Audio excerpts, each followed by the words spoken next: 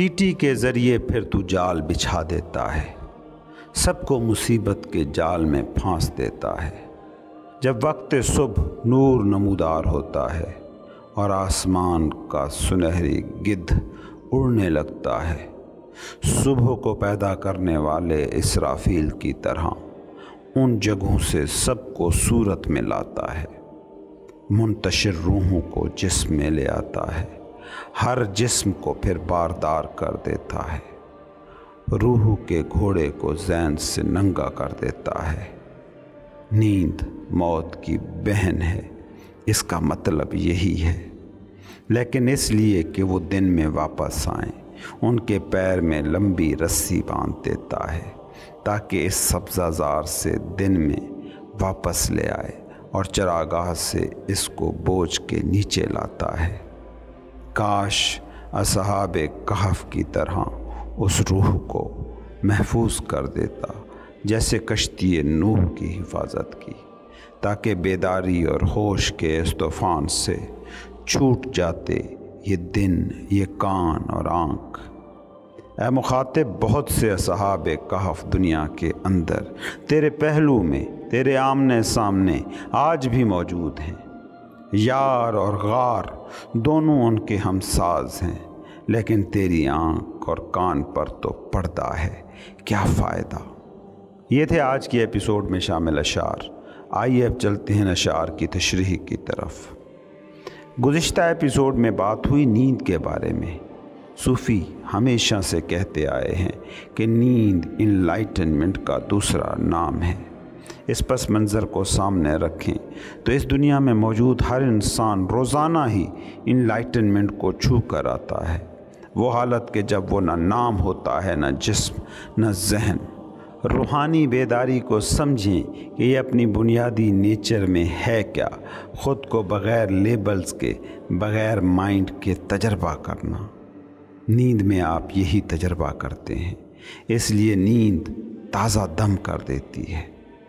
اگلے شعر میں مولانا رومی فرماتے ہیں کہ انسان نیند میں ہوتا ہے، کل میں پیوست ہوتا ہے، وننس کو، وحدت کو جیتا ہے، مگر پھر نیچر صبح و نام کی سیٹی بجاتی ہے اور انسان اپنی انلائٹنڈ حالت کو چھوڑ کر نیند سے باہر آتا ہے۔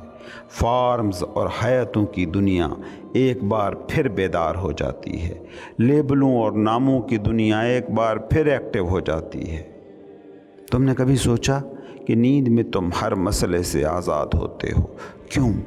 کیونکہ اس وقت سچویشنز کو، مسئلوں کو نام دینے والا وہ مائنڈ ہی سو جاتا ہے جس سے انسان کی آئیڈینٹیفیکیشن ہے۔ صبح جاگتے ساتھ ہی تمہارا دماغ بھی بیدار ہو جاتا ہے اور لائف سچویشنز پھر مسئلوں میں ڈھلنا شروع ہو جاتی ہیں۔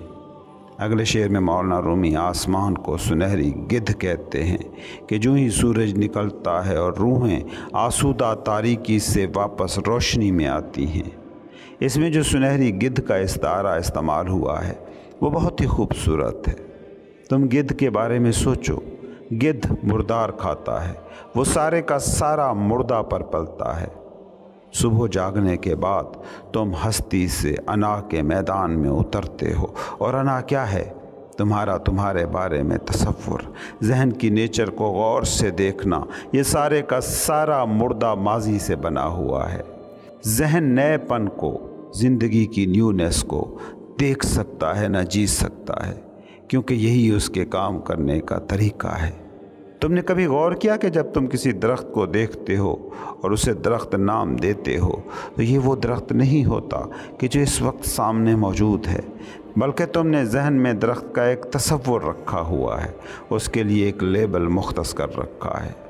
تمہارا ذہن جب بھی دیکھتا ہے، جب بھی سنتا ہے، ہمیشہ اسی تصور، اسی لیبل کو جیتا اور سنتا ہے۔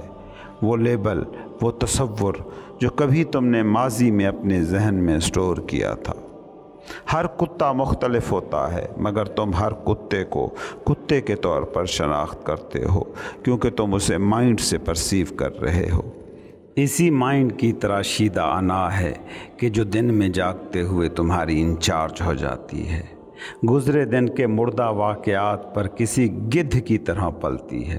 कल जिससे झगड़ा हुआ था वो माजी का मुर्दा वाक़या है, मगर अना उसी से एनर्जी लेती है और तुम सारा दिन बतौर अना उसी मुर्दे के जिस्म का गोश्त गिद्ध की तरह नोचते रहते हो। गौर से कभी देखना तुम अपने थॉट्स को। आज जो तुम सोच रहे हो ये 99% वही थॉट्स हैं जो तुमने कल भी सोचे थे।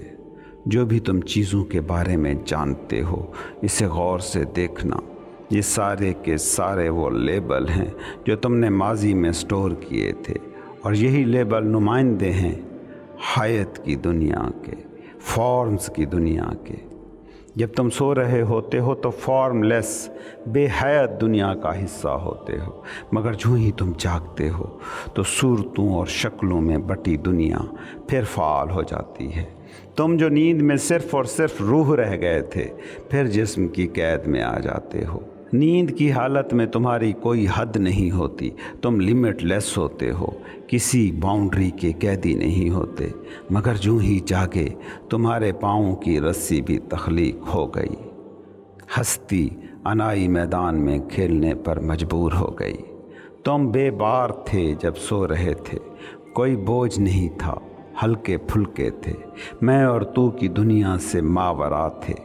जैसे हवा के मालिक्यूल पूरे कुर्रे में आज़ाद और मुंतशिर थे, तुम भी रूह के मालिक्यूल की शक्ल में पूरी कायनात का एक अनमिट हिस्सा थे। जो ही जागे रूह के इन मालिक्यूल्स को अपने जिस्म की मिल्कियत समझने लगे, हालांकि ये जिस्म मिल्कियत था रूह के मालिक्यूलों का। जागते ही तुम्हारा माइंड फिर फ़ाल हुआ और तुम फिर एक बोझ सा सीने पर लिए जीने लगे, फिर लेबल जीने लगे, फिर अपनी कहानी अपनी स्टोरी जीने लगे, फिर अपने मसले जीने लगे, मगर ये ना जान पाए कि ये मसले तुम्हारे हैं ही नहीं। तुम्हारे मसले होते तो ये उस वक्त भी होते जब तुम नींद में थे। कुछ लोग मगर इन मसाइल से, अपने जहन से, अपनी अना से इतने नत्थी हो जाते हैं, इतने एक हो जाते हैं, इतने आइडेंटिफाइड हो जाते हैं कि इन मसाइल के बिना उनका होना, उनका वजूद तक ख़तरे में महसूस होता है। ये वो लोग हैं जिन्हें हम बेख्वाबी का मरीज़ कहते हैं। गौर से देखना तुम आज के इंसान को, इसकी सारी बीमारियां बेख्वाबी से जुड़ी हैं। नींद जैसी इनलाइटेंड हालत में जाने के लिए लोगों को बाकायदा अपने दिमाग को शल करना पड़ता है। कोई नशा, कोई नींद की गोली दरकार होती है नींद की सल्तनत में उतरने के लिए। हदीस नबवी है कि नींद मौत की बहन है। इसका मतलब यही है कि रूह के घोड़े पर जो अना की जैन रखी है, नींद वो जैन उतार फेंकती है और तुम खालिस रूहानी हालत को जी आते हो। इसीलिए तो एक अच्छी नींद के बाद तुम ख़ुद को ज़्यादा ज़िंदा पाते हो, ज़्यादा फ्रेश महसूस करते हो। मौत को भी तुम गलत ही समझे हो। मौत दरिया का समंदर में उतर जाना है। हाँ, दरिया अपनी खुदी, अपनी अना के मिटने से डरता है, मगर वो उसी रास्ते पर पलटकर वापस नहीं जा सकता।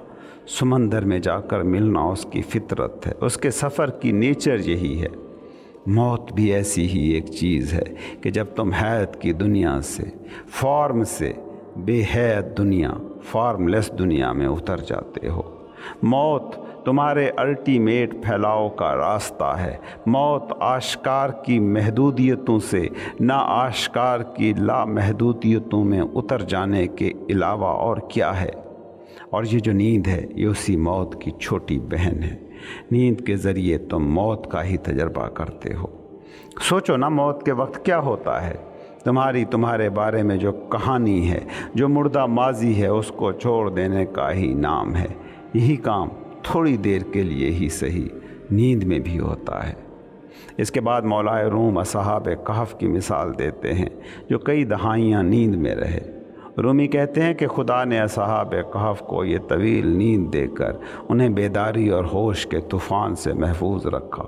उनके दिन, उनके कान, नाक और आँखें डेटा जमा ना कर पाईं और वो एक तवील अरसे आज़ाद और इनलाइटेंड रहे। اس کے بعد مولانا رومی فرماتے ہیں کہ اے میرے شعروں کے سننے والے، آج بھی تمہاری اس دنیا کے اندر تیرے پہلو میں، تیرے آمنے سامنے اصحاب کہف موجود ہیں، جو جاگتے ہوئے، چلتے ہوئے، دوڑتے ہوئے تمہیں نظر آتے ہیں، مگر وہ حقیقت میں سوئے ہوئے ہیں۔ کل میں ایک ہیں، لیکن تیری آنکھوں پر ایک پردہ ہے، کانوں پر ایک پردہ ہے، انا کا پردہ کہ جو تمہیں ان کو دیکھنے نہیں دیتا۔ یہ دنیا کبھی بیدار روحوں سے خالی نہیں رہی۔ ہاں، یہ بات اپنی جگہ درست ہے کہ یہ دنیا اب زیادہ شوریلی اناؤں سے بھری ہے، اس لیے یہ لوگ نظر نہیں آتے۔ شور ہے اور بے تحاشا شور ہے، دوڑ ہے اور بے تحاشا دوڑ ہے، اور یہ اصحاب کہف خاموشی کے بیٹے ہیں۔ ان کو دیکھنا ہو، ان کو پانا ہو، ان سے ملنا ہو تو پہلے خاموش رہنا سیکھ لو۔ پہلے خاموشی کو جانو، پھر ہی خاموشیوں کے سلسلے سے تم رابطہ کر پاؤ گے۔